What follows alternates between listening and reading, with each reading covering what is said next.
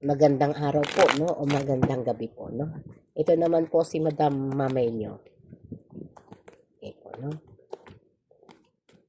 Parang dito po, no, nakakakuha tayo ng energy, ha? Na parang yung ilan sa inyo, no?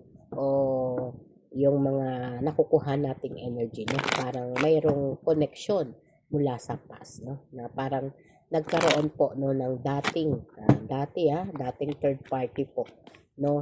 Sa relasyon, o sa relasyon ninyo ng partner mo, at nangako naman siya, no?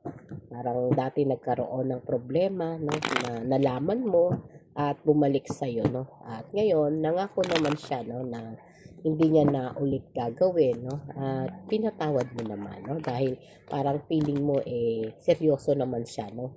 At dahil mahal mo, tinanggap mo ulit, no. Ito po ay collective timeless reading lang po ito, no. Kung kailan nyo lang ito mapapanood, no, at pag naka-resonate sa inyo, ito po ay para sa inyo, ha. Welcome po, no, sa lahat ng gender, no. Pwede po sa lahat, ha. At ito po ang ating tanong, no, na nakukuha, no, sa inyo.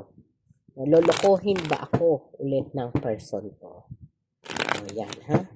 Medyo mapanakit itong ating reading po, no. Kaya ready na po kayo, ha. Sa mga nagbigay po, no, ng second chance, third chance, no, yan, ha. Medyo kapit na, ha, kapit na sa inyong mga dibdib. No? Lolokohin ba ako ulit ng person ko? Parang kahit magkasama na kayo, ha, parang hindi pa rin po, no, makatulog, no, at lagi pong nag-aalala, ha, may mga agam-agam, no. Ito po yung energy na kukuha natin, ha. At dahil po, no, ito yung energy na kukuha natin, no, na talagang nagpaka-natural ka lang, ha. Talagang iniisip mo, no, parang nung lumapit siya sa iyo, no, parang nag-alanganin ka pa, ha. Talagang ano ka muna, no, nag-isip, no, nag-isip ng malalim, no.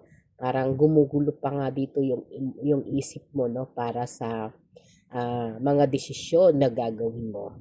At ito po, no, ito yung energy na naninigurado ka, ha. Tinitignan mo pa, no, yung mga nangyari mula sa past, no, bago ka magdesisyon. Tama po ba? Bago ka nagdesisyon, talagang iniisip mo, no, naku, sobrang sakit, no, nang naranasan ko. Tapos babalik siya sa akin, no. Tapos hihingi ng tawad.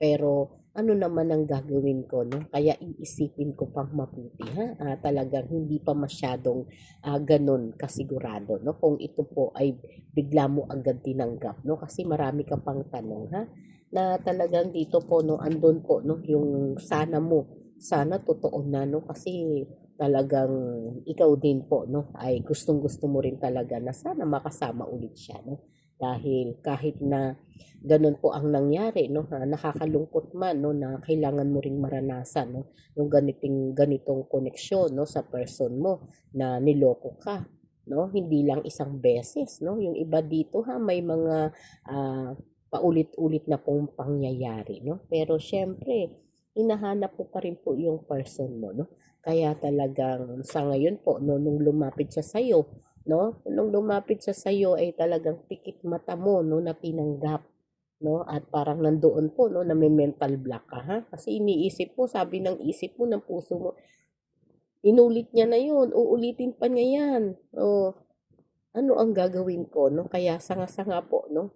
Parang sabi mo, naku, bahala na nga, no? Sabi mo, no, sa isip mo, talagang hindi ka rin talaga mapakali, ha? Dito po sa Nine of Cups, no, ito yung energy na talagang hindi pa po, no? Hindi ka pa basta pumayag, no, na siya'y papasukin o papalikin sa buhay mo dahil gusto mo po, no, ng kasiguraduhan, no? Kasi gusto mo pa talagang itigil niya, no, yung mga kalokohan niya, no, yung pakikipag-chat niya, no, yung pakikipag-date niya kahit meron kayo, no? Talagang dito po, no, ramdam natin, ha, na madami ka pong naging problema diyan sa person mo, no? Sa dami ng problema na yon, no, parang nagpapatong-patong na lang kaya hindi ka kaagad makasagot dito sa pagbabalik niya sa iyo, no. Kaya talagang lagi mong iniisip, no, kung lolokohin ba ako ulit ng person ko, no. pero nananaig pa rin po ha yung pagmamahal mo sa kanya, no? Parang andoon pa rin po, no? Pag tinititigan kanya, no? Parang mabilis po, no? Yung tibok ng puso, ha? Andoon po, no? Na parang kaya mo pong isakripisyo ang lahat, no? Kahit ang pride mo, no? Kahit ang pride mo, na talagang pag tinitigan ka ng partner mo, ay bumibigay ka, no? At ayaw mo na pong maging single ulit, no? Kaya parang na-miss mo, no? Yung init ng katawan niya, yung mga haplos niya, yung mga yakap niya, no? Na pag tinititigan ka, no? Ay talagang pikit mata na tinatanggap mo na lang, no? At syempre, andun pa rin po yung mga selos mo, no? Yung selos, yung takot, no? At yung insecurities po, no? Na baka habang bumabalik siya sa'yo, habang humahalik siya sa'yo, humahalik din siya sa iba, no? Kaya talagang andoon pa po, no? Yung energy ng selos at takot, no? At medyo napapagod ka na talaga, no? Sa kakaisip na yan, puro negative po, no? Yung pumapasok sa isip mo dahil nadadala ka na nga, no? Dahil nga doon sa nangyari po sa inyo, no? Mula sa past, no? Kaya lagi mong tinatanong, lolokohin ba ako ulit ng person ko, Madam Mamay? No? At syempre, ito yung energy, no? Na natatakot ka pa rin, ha? Kahit bumigay ka na, no? Kahit pinapasok mo na ulit siya sa buhay mo, no? Andoon pa rin po, no? Na talagang ah, gusto mong tanggapin, no? Ulit siya, no? At tinanggap mo na nga, no? Dahil nga nagkaroon na ulit kayo, no? Ng connection. Pero andun pa rin po, no? Yung agam-agam, ha? Na kahit nasa labas ka o nasa loob ka ng bahay o nasa trabaho ka o ano pa man ang ginagawa mo, no? Natatakot ka pa rin, ha? Nandun pa rin po, no? Yung pag-iisip mo na baka lokohin ka ulit niya, no? O nagka-trauma ka na, no? Sa relasyon na meron kayo, no? Kaya dito po, no? Ito yung energy na talagang parang nasabi mo pa nga sa sarili mo, no? Madam Mama, bakit ba parang nakokontrol ako, no? At andoon po, no? Na parang feeling ko, nagpadalos-dalos naman ako sa pagsagot na oo, no? Kaya talagang gusto kong bawiin yung salita na okay, pwede, no? Pero syempre nananaig pa rin po yung pagmamahal mo, no? Kaya lagi mo tinatanong sa isip mo, lolokohin ba ako ulit ng person ko, Madam Mamay, no? At syempre, andoon po no, nagmadali ka ha, nagmamadali ka no, na makasama siya, makausap siya, mayak siya kasi miss na miss mo na siya, no? Pero syempre, andito pa rin po yung Three of Wands, no? Kaya sabi mo, no, bahala na Madam Mamay, no, basta sa akin, no, gusto ko lang talaga siyang makasama o makausap, pero andun po yung takot, ha? At lagi mo pong tinatanong ang sarili mo, no? At hanggang dumating na rin po, no, yung energy na talagang gusto mo na lang po, no, na maging tahimik ulit ang buhay mo, no, kahit kayo, no? Kaya talagang nililibang mo na lang po yung sarili mo, no, sa mga bagay-bagay na pwede pong magbigay sa'yo ng dahilan para mawala po yung takot mo, yung isip mo, no, sa kanya at ito sa connection ng ninyo ng person mo. Pero syempre, andun pa rin po yung inspirasyon mo sa kanya, ha? Kahit po nagkakaroon ng ganun, ha? Parang nilalakasan mo na lang din po yung loob mo. No, basta makita lang siya, makasama lang siya, no, kahit nahihirapan, ha? Pero may mga pagsisisi po dito, ma'am or sir, ha? Na talagang dito po, no? Sabi ng Nine of Swords, no, ay talaga namang ito lang naman yung nagiging sagot mo, no? Sabi mo, Madam Mamay, gustong-gusto ko na po, no, na makasama siya kahit natatakot po ako, no? Kahit sobra-sobrang takot ang nararamdaman ko. Kahit magkasama na kami ngayon, no? Talagang hindi ko po mabigyan ng solusyon, Madam Mamay, yung anxiety ko, no? Kaya dito, Madam Mamay, no, kahit po umaalis siya, no? Iniisip ko pa rin po, no, yung mga araw na kasama niya yung iba, no, bumabalik-balik sa isip ko yung selos na yon, no. Talagang baka isang araw iwanan niya ulit ako. No, kaya Madam Mamay, no, talagang gusto ko pong malaman, no, kung ano po talaga ang magiging posisyon ko, no, sa puso niya, no. Kasi nagkaroon po talaga siya ng maraming beses, no, na trust issue na hindi ko siya pwedeng pagkatiwalaan, hindi ko siya pwedeng ibigay yung ng todo, yung pagmamahal na nararamdaman ko para sa kanya.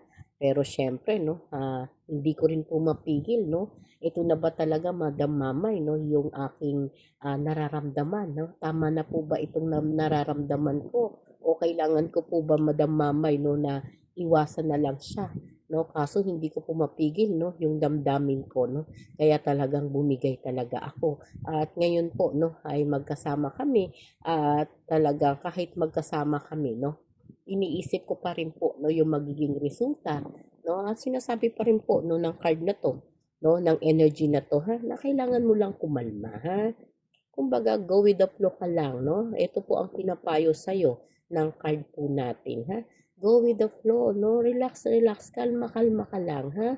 Huwag masyadong isipin, huwag masyadong pagkalaliman, ha? Sabi nga po nung Five of Cups, no, na talagang magbabago at magbabago po talaga yung person mo, ha? Kasi nagkakaedad na po, no?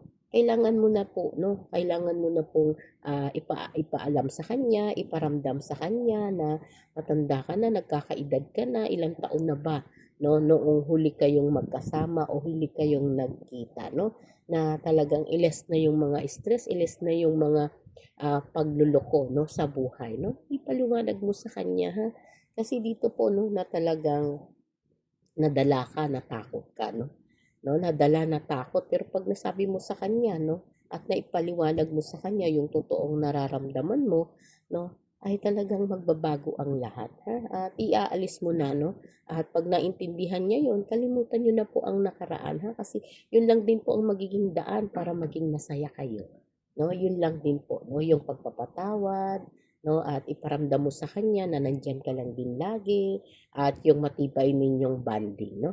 At para hindi na siya maghanap, no? At hindi na siya magloko. No, kasi dito po, no, pag naintindihan niya po, no, malalim ang pagmamahal mo, no, mananatili na po siya sa iyo tapat, no? At hindi na po niya uulitin, no, yung mga ginawa niya, ha? Kasi dito po, no, parang nagigising na siya, ha, sa mga pagkakamali niya kasi ilang beses na po siyang gumawa, no, ng kalokohan, pero tinanggap mo pa rin, ha? Kaya dito po, no, ito na yung tamang oras, no, na talagang ibigay mo na yung tiwala mo, ha, kasi natanggap na po niya sa sarili niya, no, na talagang hindi na po niya gagawin, no, yung mga pagkukulang niya, yung mga kasalanan niya para bigyan ka niya, no, ng sama ng loob, ha. Kaya dito po, no, sinasabi ng card natin, no, na talagang parang sinubukan niya, no, ng ilang panahon, ilang ulit, ilang beses, no, hindi biro po yung pagsubok niya, pero sayo't-sayo pa rin naman po siya umuuwi, no?